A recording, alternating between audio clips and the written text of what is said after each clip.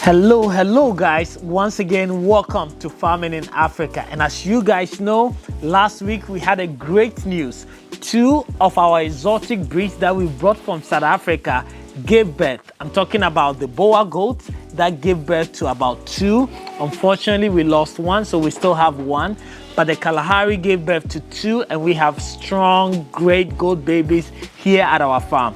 This is a joy not just for us in terms of growth, but also proving the concept of these exotic breeds surviving here in Ghana and in West Africa. And I know most of you have ordered from us that we've brought, and you're wondering, are these goats actually going to survive here or not? We have started that trend, and I'm looking forward to hearing more stories from you as well. Please contact us if you've ordered a goat from us and if they give birth, because we really want to build this community of Kalahari Red, Savannah goats and Boer goats where we can trust each other with this right pure breeds. So it's an exciting news, and today we've learned a lot about this journey from when a goat is pregnant to when they deliver that we really want to share with you, and that's what today's video is gonna be about. But before I do that, I want to say a big thank you to all of you for supporting this channel. I know we hit our 26,000 subscribers. If you haven't subscribed, I don't know the reason, man. Support us, join us in this journey. Sorry about the noise. I am in the goat pen because today we're talking about goat. But as I was saying, I haven't forgot. If you haven't subscribed to this channel, please go ahead and hit the subscription button, because it goes a long way to tell YouTube that our videos are being liked, this channel is being supported, and to spread the news to more people who can benefit from videos like this as well. So go ahead and do just that. So yeah, again, the topic for today is how did we manage our goats from the time we realized they were pregnant till the time they give birth. And that's the news, and that's what we want to share with you today. So I'll start from how we managed them when we knew they were pregnant. So as usual, we all know that goats pregnancy duration is about 150 days, right? Which is basically around 5 months and a few days. And the success of the delivery really depends on how well you treat your goat.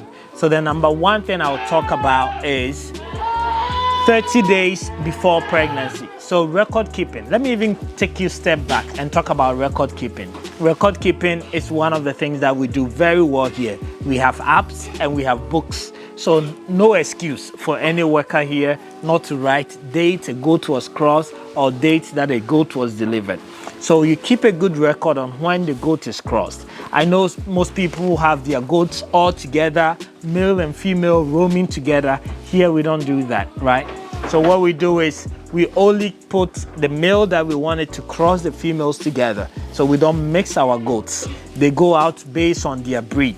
So you will see that the Savannahs will go out and feed on their own. And then we'll bring them back in. Then the Kalaharis will go out and feed on their own. Then after that, the Boer goats will go and feed on their own. As they're going, there is one male with them who, naturally can cross them. But one important thing is there is always somebody following them and watching them at all times. This person then indicates whenever a goat crosses, right? So that is, I think, the first basis of your goat's journey or rearing business, right?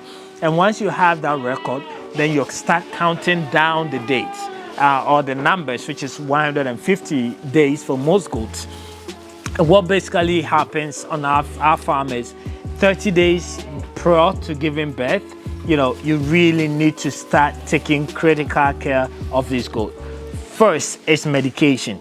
You need to be very careful on what kind of medication you give to this goat. A lot of the medications, when you read on it, it will tell you that are not good for pregnancy goats.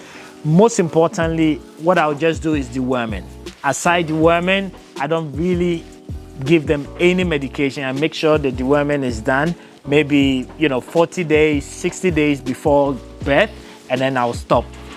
No more vaccination, no more medication for these goats, because it could cause, as you know, abortion, right? And you don't want that to happen, or you don't want to have a baby that's deformed or is giving birth and doesn't survive.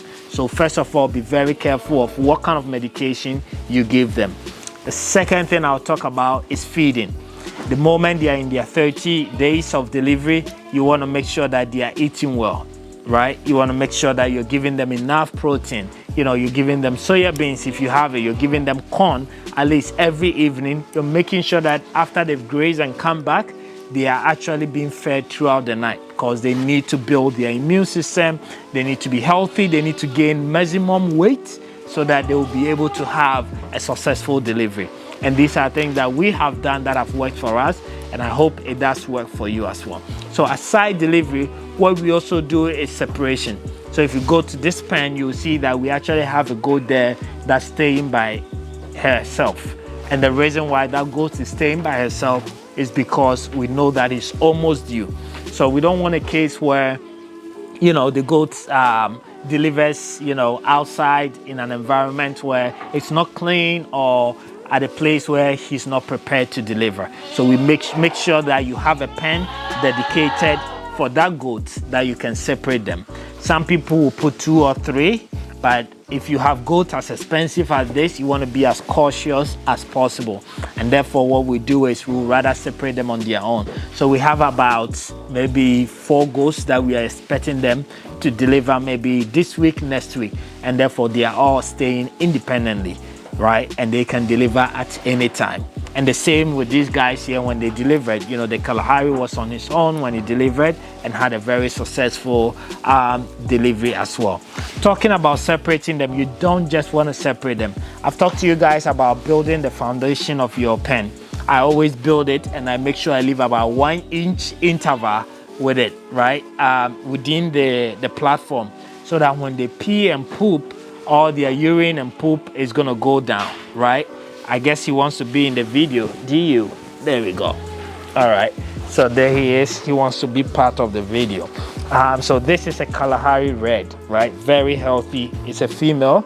You can see the male has a bigger head, more bigger than this one as well. But this is the female version. Very friendly guy.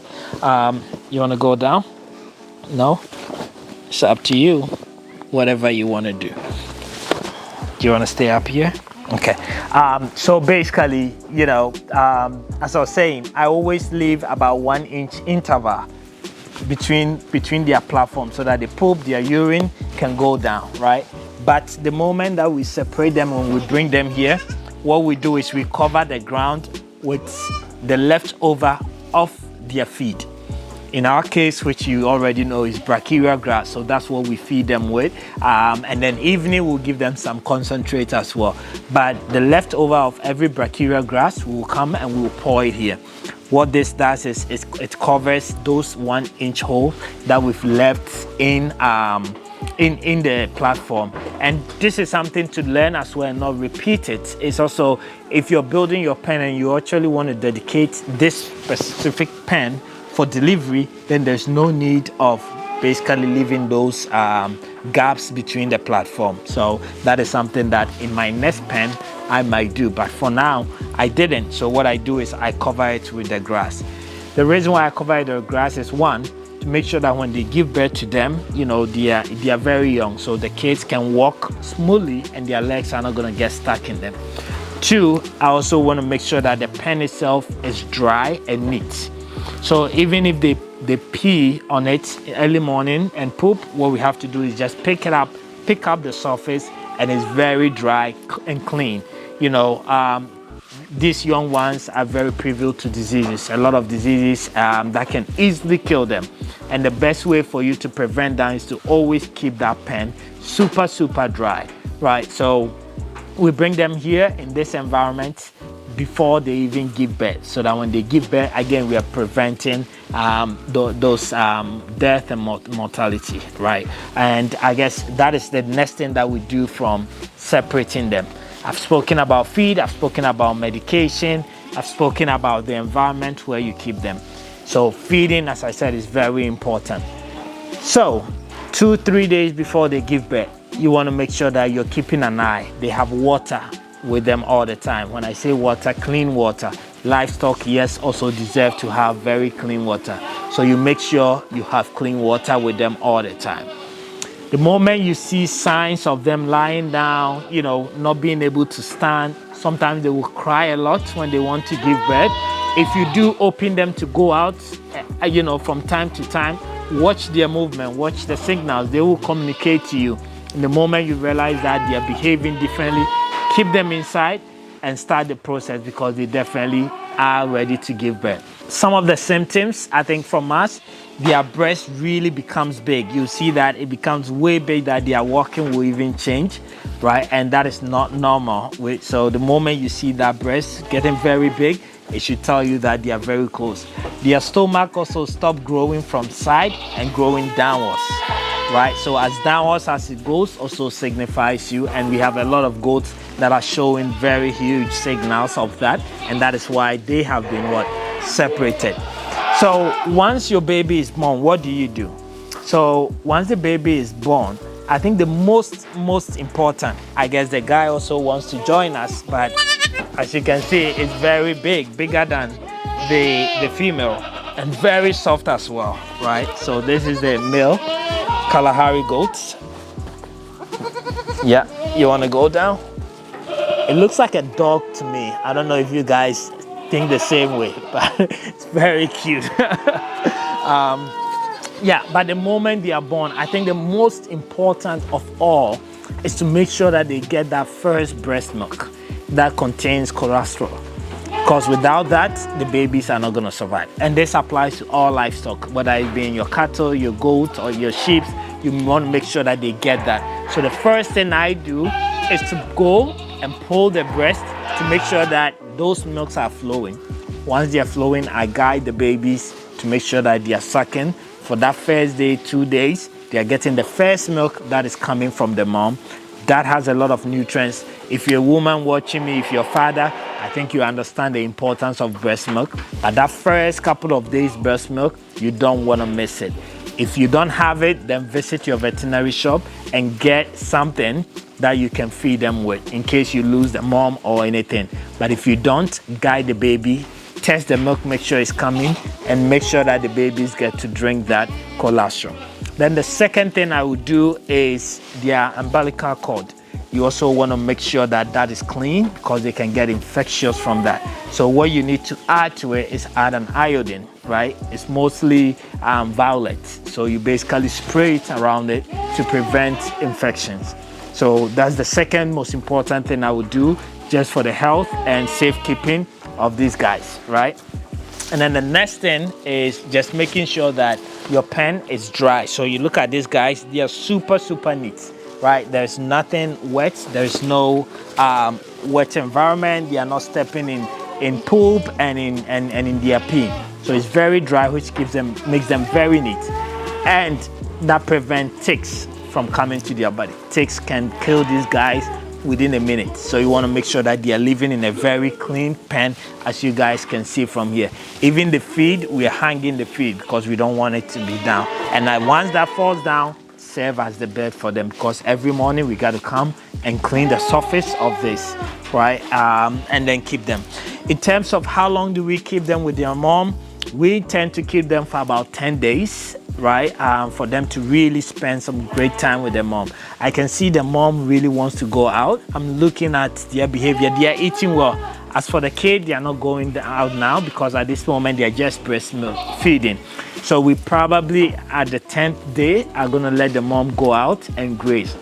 As we are keeping the mom inside, we're making sure he's getting dry feed. We're making sure he's also getting, I guess, wet feed, green, right? And then also getting her concentrate as well together. So all this sort of give her the nutrients, the watery, everything that she needs. But definitely she needs to exercise. She needs to get rid of the kids a little bit. But we keep her 24/7 for the first 10 days.